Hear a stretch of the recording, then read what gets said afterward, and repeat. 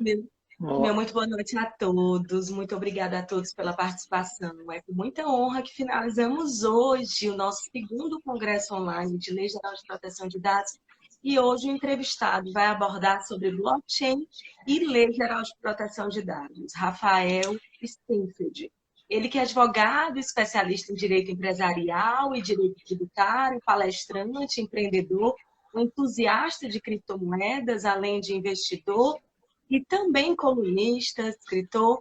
Fala um pouquinho quem é o Rafael, como surgiu esse interesse em estudar a temática blockchain, ser hoje um dos pioneiros em nível nacional, reconhecido por ser advogado e ser esse entusiasta da tecnologia. tudo bem, Gabriela? Primeiro, agradecer o convite, muito legal aí esse congresso que você está fazendo online, parabéns pelo trabalho. Bom, eu estou nessa vida das criptomoedas aí já faz alguns anos. Eu comecei lá em 2015 como investidor e entusiasta mesmo, e depois, lá para começo de 2017, eu comecei a trabalhar efetivamente com criptomoedas, seja como advogado mesmo de empresas relacionadas a essa tecnologia, ou até mesmo eu empreendo também nessa área. Eu tenho uma empresa que hoje é focada em tributação de criptoativos para atender a nova legislação que saiu ano passado, e também sempre atuando em todas essas questões relacionadas à blockchain. Estamos aí tentando trabalhar com essa tecnologia hoje, só com isso, só criptomoedas blockchain hoje, basicamente. Legal. Maravilha. Um abraço aí para o Paulo do Criptofácil e também para o nosso querido Humberto, que foi ontem o nosso entrevistado. E foi de Ó, grande aceitabilidade do público, muito feliz. E Paulo um que me abraço para o indicou. Paulo. O Que Paulo é coisa sensacional. boa. Tem a Cris também, eu conheço a Cris, ela entrou, ela também trabalha muito com cripto, muito legal a galera da parte cripto entrando aí também. Que Sejam máximo. bem-vindos. Show. Enquanto as normas de proteção de dados estavam em sua fase embrionária no Brasil, a tecnologia blockchain, criada para registrar as transações do Bitcoin, passou a ser utilizada para os maiores diversos fins, como processamento de cartas de crédito, registros médicos e até mesmo registro de transação imobiliária, usualmente permeada por burocracia e formalidades perante inúmeros órgãos e cartórios. Qual o impacto da blockchain na economia e no futuro dos negócios? O que é que você acredita que seja mais impactante ainda para o direito, para a área política? E, quiçá, nesse período de pandemia, a incorruptibilidade, uns falam que a tecnologia veio para se tornar, trazer a incorruptibilidade nos negócios. Qual o seu posicionamento frente a tudo isso? De fato, blockchain aí eu acho que é importante até a gente separar um pouco, porque tem muita confusão, principalmente do pessoal que vai começar a ler sobre blockchain, sobre as blockchains privadas, permissionadas, ou eu gosto de chamar DLT para não chamar de blockchain, e a blockchain pública, que é aquela blockchain do Bitcoin e das criptomoedas. Teve uma outra live com na parte técnica, aí, se vocês quiserem, procurem aí, tem também a Gabriela entrevistou, ele fala mais sobre a blockchain por trás ali, a tecnologia, então não vou abordar muito essa questão, mas é importante separar a DLT da blockchain pública. Então, o que a gente fala da DLT? Que de fato existem diversos projetos para agroindústria, parte médica, prontuário médico e tudo mais.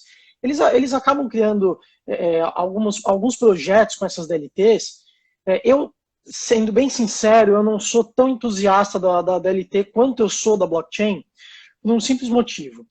Na blockchain permissionada e privada, você ainda tem um ente centralizador. Então vamos supor o Hyperledger, que é a DLT da IBM, quem tem o poder daquela rede é a IBM. Então a gente tem a confiança na IBM. Na blockchain pública, a gente tem a confiança no protocolo e na blockchain pública. Então eu acredito muito mais em projetos que envolvam a blockchain pública do que a DLT, porque de fato a DLT talvez não seja tão imutável e incorruptível, como você disse aí da corrupção. Então, tem projetos, sim, extremamente interessantes. Para mim, não é, a blockchain ela não é para tudo, mas ela serve para muita questão, e aí você já entrou na questão da corrupção. Tem aquela questão do atestado médico, que todo mundo vai lá por exemplo, aqui no centro de São Paulo, você vai no centro de São Paulo, tem várias matérias que a pessoa vai lá, paga R$10, você sai com um atestado médico de 15 dias para você dar para o seu empregador. Isso é uma forma de corrupção que tem no dia a dia da nossa sociedade, e a blockchain ela pode resolver essa situação.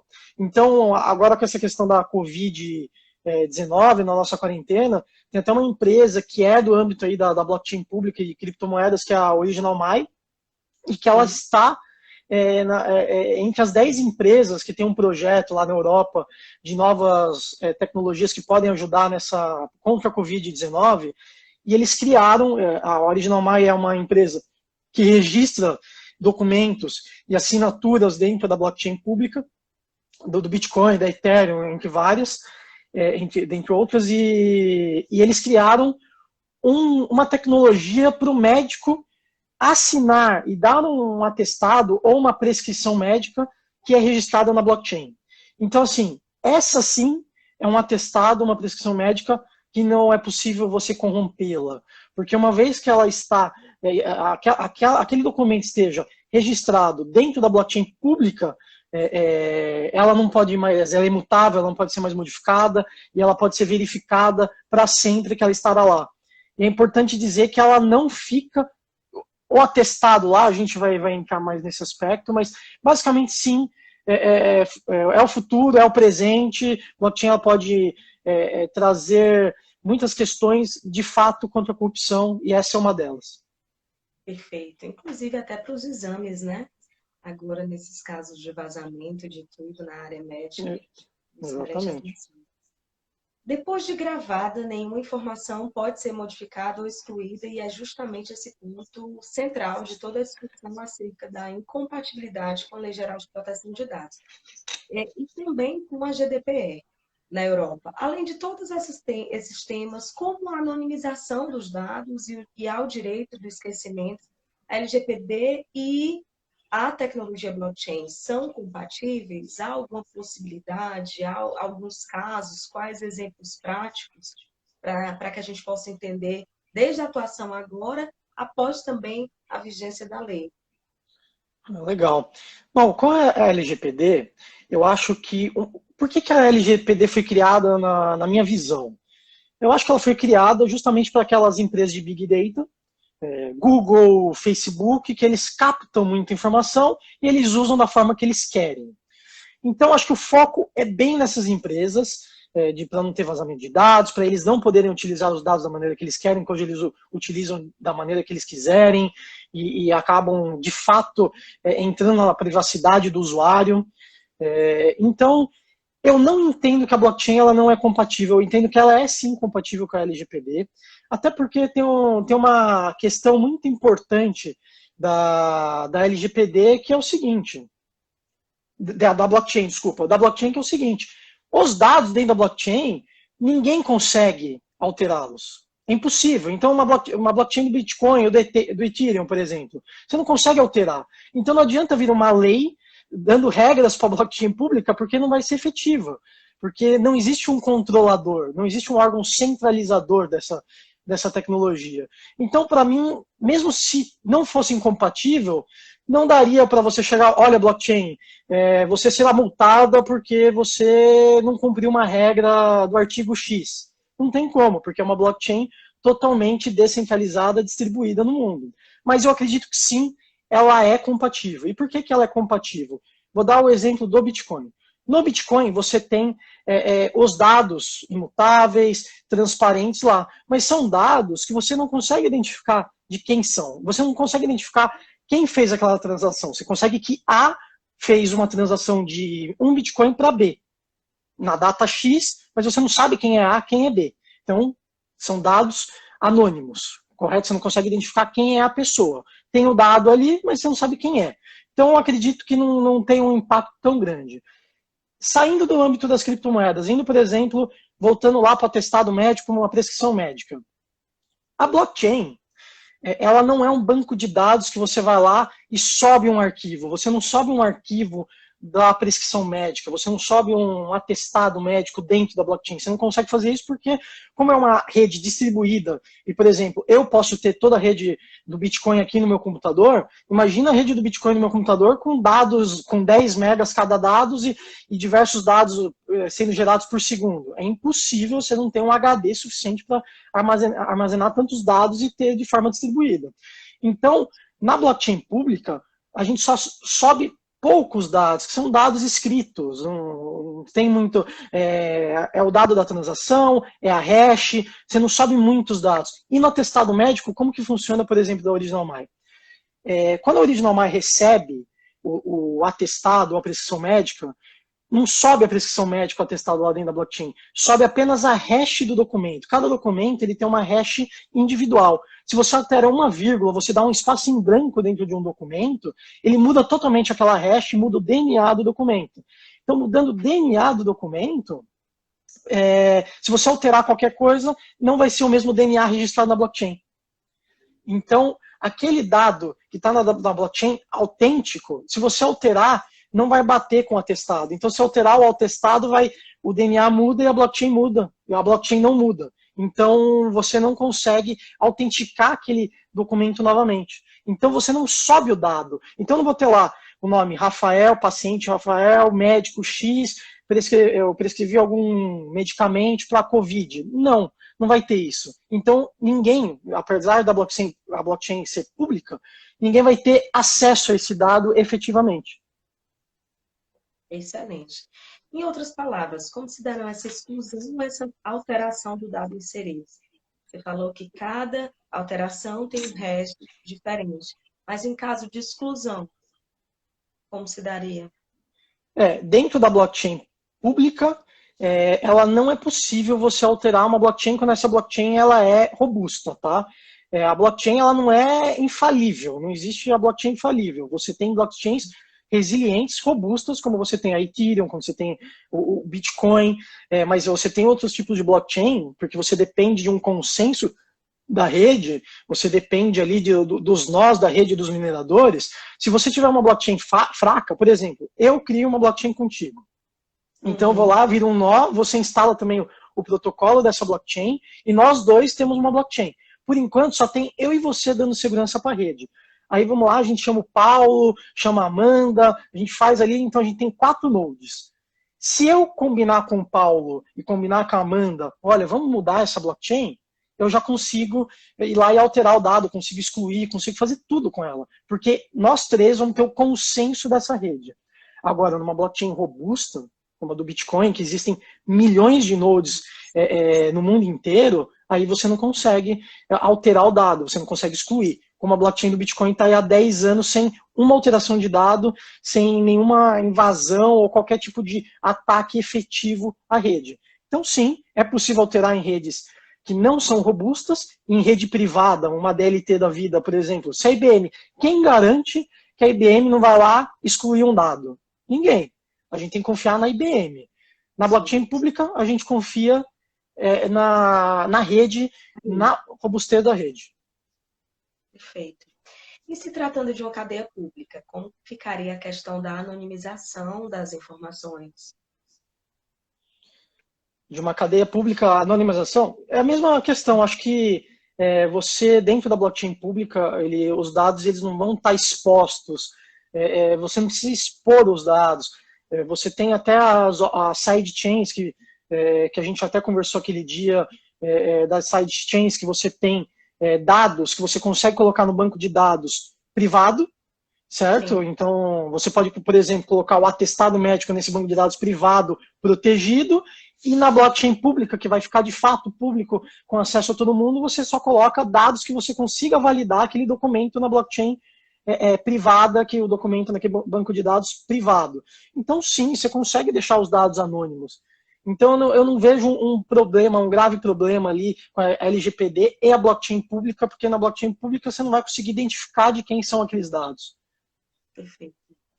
Já estão sendo criadas alternativas, como o off-chain, no qual os dados seriam armazenados fora da rede e os blocos conteriam apenas as informações de transações, com uma indicação externa aos dados pessoais a quem elas se referem, sem conter também dados per si. Você concorda? Explica melhor como seriam essas transações, a praticidade disso atualmente, e passa teu feedback. É importante, conforme a gente tem falado, existem vários projetos que não estão em blockchain pública. E eu acho que assim, são projetos legais, tá? Eu não acho tão seguro quanto na blockchain pública, mas existem projetos muito bons em DLT. Então, o que eles acabam fazendo? Eles constroem duas redes. Uma que fica, de fato, pública entre os participantes, às vezes não necessariamente fica pública para todo mundo, qualquer pessoa ir lá, uma transparência publicamente mesmo, mas ficam ali entre várias empresas participantes. Então, numa DLT, numa rede permissionada, você consegue determinar quem tem acesso a qual tipo de informação. Então você vai lá e coloca, olha, eu quero que esse participante tenha acesso a essa informação, esse outro eu quero que dê esse tipo de acesso. Então isso que é o legal das redes privadas, das redes permissionadas. Então você consegue separar, de fato, quais dados serão públicos, quais dados essa entidade vai ter acesso e quais dados, de fato, estarão protegidos efetivamente de um ataque ou qualquer coisa do tipo. Então, eu acho que essas sidechains, essas off-chains são importantes também na blockchain privada quanto na blockchain pública. Na blockchain pública, a gente acaba utilizando um banco de dados privado e colocando dados na blockchain pública. E quanto à segurança dos dados? É viável o uso de sidechain, ou seja, blockchains paralelas e independentemente das principais, de forma que, em caso de falha ou ataque de haters, o dado não é transmitido à rede principal. Explico que seja esse tipo dessas blockchains com a prática disso na advocacia. O que eu vejo muito, Rafael, escutando também outras pessoas aqui, todo mundo estuda o impacto das novas tecnologias, todo mundo busca entender qual vai ser o futuro desse tipo de transação, mas é raro aquele que consegue colocar em prática. No máximo se faz um contrato com assinatura digital, no máximo utilizam as plataformas com blockchain para dar mais credibilidade, imutabilidade, mas no resto da nossa prática. Um cartório fez um registro de nascimento, ou foi de casamento, com blockchain, mas ainda é tudo muito amador. É em todos os estados que ainda estão se adaptando a tudo isso, porque na realidade a aceitabilidade ainda é pequena, até para as pessoas entenderem que isso vem para desburocratizar o serviço, ao invés de tomar espaço, dentre outros, inclusive até o impacto disso no sistema financeiro. As pessoas falam, depois da blockchain, os bancos vão fechar, os cartórios vão fechar. Quais as suas considerações, primeiro da pergunta, e depois da praticidade disso mesmo, não só na nossa advocacia, mas no mundo como um todo, de economia, sistema financeiro, enfim. De fato, o que você pontuou, é isso mesmo que acontece. A gente acaba lendo na internet que blockchain serve para tudo, então vai mudar a vida de todo mundo. Eu não entendo que seja assim, tá? Eu acho que tem questões muito importantes que ela pode solucionar, então problemas que de fato ela soluciona, e tem outros que às vezes ela não é necessária, ela pode criar até um problema em cima ali dessa... ela cria um problema em cima do problema, ela não cria solução. Então, de fato, por exemplo, para nós advogados, como que a gente pode utilizar hoje a blockchain hoje, que já existe soluções para você utilizar? Então, por exemplo, quando a gente vai assinar um contrato, que a gente tem diversas plataformas de assinatura de contrato, como que funciona? A pessoa joga o contrato e manda por e-mail. Então, qual que é a crítica a essa solução?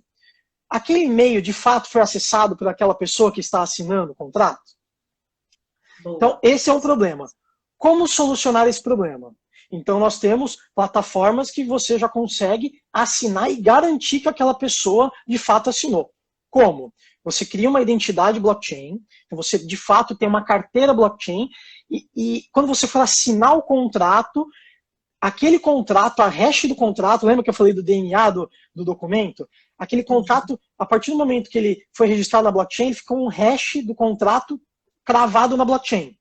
Além da hash cravado, fica cravado a identidade blockchain daquela pessoa. Então eu sei que aquela pessoa, ela assinou, e ela vai assinar por um aplicativo que ela tem senha, biometria. Então, de fato, foi ela, não tem como ser outra pessoa. Então, de fato, eu sei que aquela pessoa assinou aquele contrato que foi cravado na blockchain. O que eu soluciono isso? Eu dou autenticidade para o documento, eu falo, olha, esse documento ele nunca foi adulterado, e eu digo que aquela pessoa, que o Rafael, de fato assinou aquele documento. Então, eu criei uma solução para um problema de autenticidade documental, esse de fato aquela pessoa assinou. Ótimo, eu tenho uma solução que é incrível, que serve inclusive para desburocratizar os cartórios. Eu já vi documentos com autenticidade de cartório, que o cartório ele tem os selinhos guardados do ano de 2000, 2001, e você vai lá, dá uma graninha por fora, o cara autentica para o ano 2001. Já aconteceu. A gente vê isso nos interiores, então. Exatamente. Então, assim, quem garante... então, peraí, a confiança daquele documento que a gente está discutindo, por exemplo, no processo judicial, é dado por um cartório. Então, o cara vai lá, ele colocou um selo e ele assinou em cima desse selo, beleza, tá autenticado. Isso é um problema. Então a gente não pode a gente tem que tirar a confiança de cima do humano e colocar na tecnologia, que a tecnologia ela é resiliente. Então a gente soluciona um problema desse daí. Então esse problema, ok. O problema do atestado médico. Pô, você resolve um problema de pessoas que estão adulterando, utilizando atestado médico para faltar ao emprego e às vezes até ganhar benefícios do governo. A gente resolve um problema desse daí. Agora, tem outras questões que talvez não resolvam tantos problemas, mas a gente consegue hoje já resolver alguns problemas. Mas eu concordo com você que a blockchain hoje falam que ela é para tudo, mas não tem tudo, não tem soluções para tudo. É isso mesmo. Eu já escrevi artigos falando da blockchain na vara de execução criminal, no nossa tributação ambiental. Você vê assim, ideações que poderiam ser utilizadas na época de eleição aqui da OAB. Eu falei, por que não fazer as eleições já com blockchain? Escrevi um artigo falando de vários países que utilizaram da votação nas eleições com a tecnologia, mas é aquela coisa ainda muito distante. E tudo surgiu através do rastreamento de um dinheiro sendo investido numa penitenciária no Rio de Janeiro. Já tem plataformas como a Mudamos Mais, que a gente pode dar rastreabilidade do dinheiro público. Eu vi até, eu escrevi no artigo também, a Slotite, que é uma veracidade daquilo. Já tem a própria fechadura de Slotite, que utiliza a tecnologia blockchain, mas ela está sempre burocratizando aquilo que deveria desburocratizar e acelerar e dar mais oportunidades ainda, até para o nosso mercado, né? É exatamente isso que eu vejo, e raras as pessoas falam muito nos eventos jurídicos aí mundiais, mas a praticidade é ainda muito amadora, enfim, certificados com blockchain, bem interessante tudo isso, mas é 1 em 1 milhão atuando, mas isso não quer dizer que a gente não tem que fazer a nossa parte e espelhar aí outras pessoas, né? Em Tem uma relação pergunta do Humberto aqui, ó. Tokenização dos direitos, muitos desafios para a frente. Essa questão do Humberto é importante porque a tokenização eu acho que é uma utilização da blockchain efetiva aí para a gente conseguir rastrear, por exemplo, o próprio BNDES, ele tem um programa piloto lá que eles estão desenvolvendo, que eles tokenizam o empréstimo, eles conseguem rastrear por onde esse dinheiro foi utilizado. Então, para a gente evitar, por exemplo, o uso do dinheiro indevido daquele empréstimo de desenvolvimento que o BNDES deu, você consegue, eles estão tentando rastrear via tokenização para verificar se aquele dinheiro está de fato sendo utilizado para uma questão do projeto, para o fim que foi determinado o projeto. E isso, entrando na LGPD, eu acho que não impacta, porque aquele token, não necessariamente as pessoas vão entender que aquele token está sendo utilizado por aquele projeto, por aquela pessoa. Você vai conseguir rastrear de uma outra forma e só o BNDES vai conseguir rastrear. Então, eu acho que a parte de LGPD, de verdade, não acho que vai impactar diretamente a blockchain. Uma, porque é impossível você impactar uma blockchain pública, e a própria DLT ela consegue se adequar à lei da lei de proteção de dados. Então, é importante isso daí. Excelente.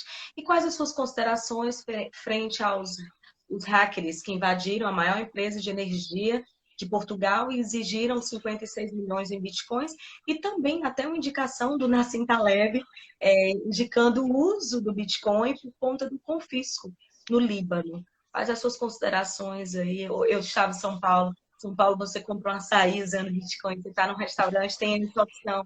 Acho que já está ficando tão comum. Aqui em Fortaleza ainda é tudo muito amador. Falar disso, as pessoas, não, isso não dá certo. Enfim, quais as suas considerações frente a isso? Eu vou te falar que em São Paulo também, assim, apesar de ter mais, né, por ser uma cidade muito grande, a gente tem casos, por exemplo, quando teve aquele boom ali, que estava todo mundo desenvolvendo o gateway de pagamento, vários restaurantes começaram a aceitar. E aí é engraçado, que você chegava no restaurante, você aceita Bitcoin? Aí a pessoa fala, eu tenho a maquininha, mas não sei utilizar. Então, assim, falta a gente focar aí em usabilidade para todo mundo, mas na questão lá que você falou da energia, da empresa de energia que foi hackeada, isso é um vírus que tem já há alguns anos, que ele entra e trava os documentos no computador ali na rede ou no próprio HD, e ele quer um resgate ali em Bitcoin, e o Bitcoin ele é utilizado por isso justamente por ser fácil de você transacionar. Ninguém vai lá travar seu documento, olha, transfere para mim uma TED para a conta X, que você vai conseguir identificar quem está te roubando. Mas, de fato, existe já sequestro de pessoas, já existiram sequestros de pessoas que pedem resgate em Bitcoin, mas aí você tem uma questão muito legal. Apesar da blockchain do Bitcoin ser transparente, ela é rastreável. Então, existem plataformas de compliance de blockchain que ele faz o rastreio. Quando você faz uma transação, ele faz o rastreio da transação e verifica para quais carteiras estão indo. Então, por exemplo, já tiveram em outros casos, né, não foi só esse dessa empresa de energia. Então, se você faz um depósito, e tem gente que paga o resgate, faz o depósito para essa carteira, vai ficar registrado na blockchain. E o que todas as exchanges do mundo fazem? Elas usam esses sistemas de rastreio e verificam, colocam essa carteira na blacklist. Então, essa carteira vai ter uma dificuldade para liquidar e utilizar esses bitcoins. Então, se alguém depositar dessa carteira, depositar 1 milhão numa exchange, pode ter certeza, se for uma exchange correta, ela vai bloquear essa carteira, vai bloquear o dinheiro, vai acionar as autoridades e vai devolver o dinheiro para quem depositou nessa carteira com toda certeza, como já aconteceu. Obviamente, tem outros casos que não conseguem fazer essa recuperação do dinheiro. Mas existem diversas carteiras que estão na blacklist. Então, apesar de ser uma coisa ruim, eu acho que assim, qualquer tecnologia, principalmente que você foca na privacidade, na imutabilidade e na globalização daquele dinheiro que é o Bitcoin, você vai ter problemas, você vai ter críticas, e essa é uma delas que pode ser utilizada para esse tipo de crime. E até os contratos, né? As internacionalizações dos contratos, das transações. E passa um feedback aí como tem sido o impacto do direito tributário relacionado a criptoativos, bem como blockchain, o que é que você considera? Inclusive até na parte contratual mesmo, empresarial, uma empresa que compra outra empresa através disso, e internacional, enfim. Hoje, o Bitcoin está sendo muito utilizado para transferências internacionais, para pagamento de fornecedor mesmo. Então, eu não sei se a pessoa que está assistindo, ou até mesmo você já tentou fazer um câmbio para outro país, é muito chato, demora dias, você tem diversas burocracias chatas, então o Bitcoin, as criptomoedas, elas estão ajudando nesse pagamento, por exemplo, de fornecedores. Então, existem contratos, sim, de pagamento de fornecedor que você utiliza criptomoedas nesse tipo de pagamento. E aí envolvem questões tributárias. Até a galera que quiser, faz convite aí, saber um pouquinho mais de tributário. A gente fez uma live essa semana lá no Criptofácil, que foi uma live só de direito tributário e criptomoedas. Se vocês tiverem interesse lá, fica o convite para vocês. E a Gabriela também, ela entrou lá na live, que eu lembro, e, enfim, a Cris está falando, demora semanas, triste, é isso mesmo. A criptomoeda ali para fins de transações é muito mais rápido, e até para países que você tem embargo, por exemplo, dos Estados Unidos, é uma questão bem legal. Países, por exemplo, como o Irã, a gente não pode tratar o Irã também como se tudo lá fosse terrorismo, e lá tem o embargo dos Estados Unidos que empresas não conseguem pagar fornecedores do Irã. E como que eles estão fazendo o pagamento? Via Bitcoin, porque não passa pelo embargo dos Estados Unidos. Enfim, você tem diversas questões relacionadas. Eu já vi compras de imóveis, então contrato para ter ali compra de imóvel Itália, né? com Bitcoin. Eu acho que a Tecnisa, ela aceita até 100 mil reais de entrada em Bitcoin. Então você tem muita questão relacionada aí que vai impactar. O mercado imobiliário vai ser impactado por blockchain. Eu até vi uma matéria sobre isso, salvo engano, no Criptofácil. Vai. Por exemplo, um registro de imóvel. Um registro de imóvel pode ser muito mais rápido, ser feito muito mais rápido ali, mediante um registro na blockchain. Mesmo a certidão de nascimento, como já é feito, não tem validade jurídica ainda, porque infelizmente certidão de casamento, nascimento, tudo tem que ter um registro em cartório, registro civil por lei, mas a gente tem que torcer para uma mudança de legislação aí para a gente evoluir as tecnologias. Os cartórios, eles já estão correndo atrás de tecnologia blockchain para tentar vincular. E aí o que ele faz? Aquela questão que a gente estava falando da off-chain e ali da blockchain. Ele pode registrar na blockchain uma parte do registro, e o registro mesmo ele coloca dentro da base de dados, dentro ali, que ele tem que fazer conforme a lei do próprio cartório. Então você tem um registro conforme a lei e um registro à parte público que fica mais fácil de verificação. Excelente. E como considera o futuro da advocacia agora, em meio a essa pandemia? O que você acredita que nós podemos nos precaver nesse período e também o pós-pandemia? Como você enxerga as novas oportunidades de negócio, principalmente na sua área de atuação, para inspirar outras pessoas na sua carreira? De fato, eu acredito que o advogado ele é impactado nessa pandemia, principalmente o advogado autônomo. E os grandes escritórios também, se você focar aí, por exemplo, escritórios de M&A, que fazem compra e venda de empresa, não vai ter compra e venda de empresa agora. Então, todas as áreas serão impactadas. E o Bitcoin ele também é impactado, e consequentemente, as empresas que atuam nessa área, porque a economia ela precisa girar. Então, se a economia não está girando, também não tem tanta transação, inclusive de Bitcoin. E isso impacta, por exemplo, eu que atuo com empresas de criptomoedas. Então, assim, você tem impacto em todo mundo. Mas, por outro lado, pensando no advogado de maneira geral, você tem que buscar oportunidades que hoje existem. Trabalhista, vai ter muita questão trabalhista, porque tem muita demissão, tenho certeza que vai ter muita demissão sem pagamento das verbas que precisam ser pagas, das indenizações, e você tem, por exemplo, mercado imobiliário. O direito tributário também, né?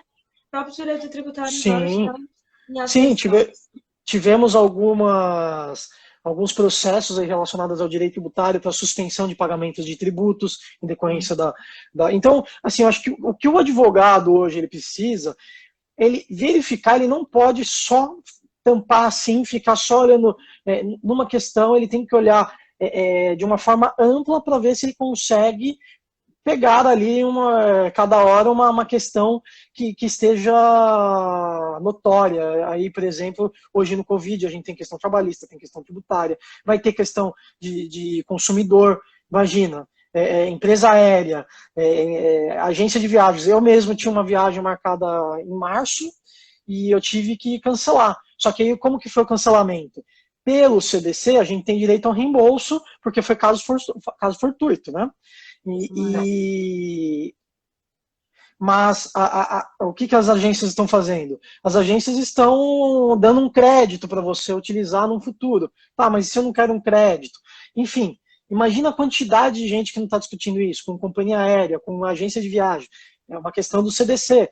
Enfim, o advogado ele não tem mais aquele advogado travado em uma só questão. Ele tem que abrir os olhos, olhar para o horizonte e tentar achar uma questão importante que ele possa atuar.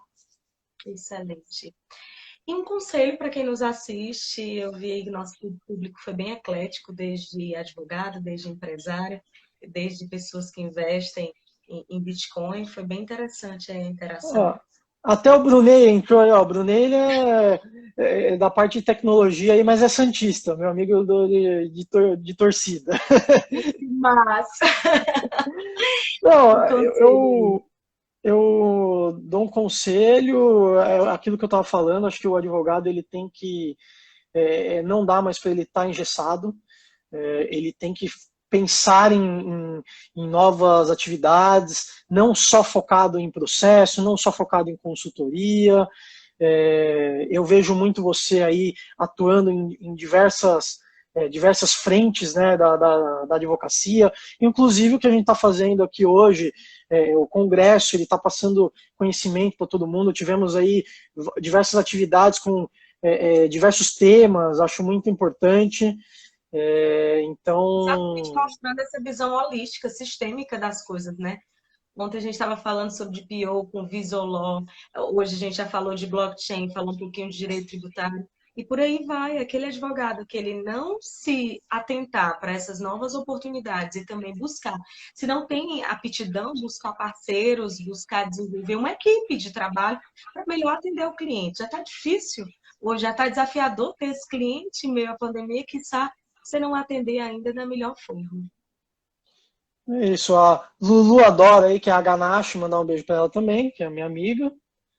E é isso aí. Agradecer sua participação, foi incrível.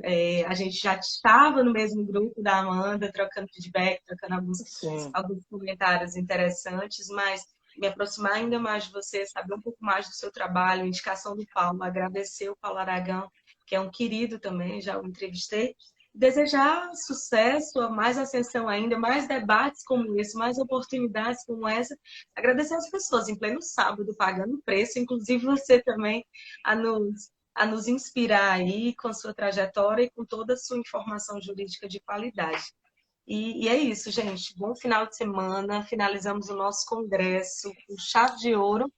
E eu só desejo muito sucesso a todos e que venham os próximos projetos, essas novas criatividades aí através das redes sociais. É isso. Obrigado, viu, Gabriela, pelo convite. Vamos fazer mais vezes isso daí e agradeço novamente. Tudo de bom e vamos rezar para que esse confinamento passe rápido. Mandar um beijo para o Humberto também e para o Paulo Aragão. Dois queridos. Humberto deu um show ontem, incrível, de Pio da Voga, experiência incrível aí. Vai ter um congresso dele segunda-feira. Ele vai abordar sobre a Lei Geral de Proteção de Dados com visão na Colômbia, Venezuela, Espanha. Aí uma Muito visão legal. bem sistêmica sobre a Lei Geral de Proteção de Dados, imperdível. Mas abraço, gente. Boa noite. Se cuidem, fiquem com Deus. Tchau, tchau. Até a próxima.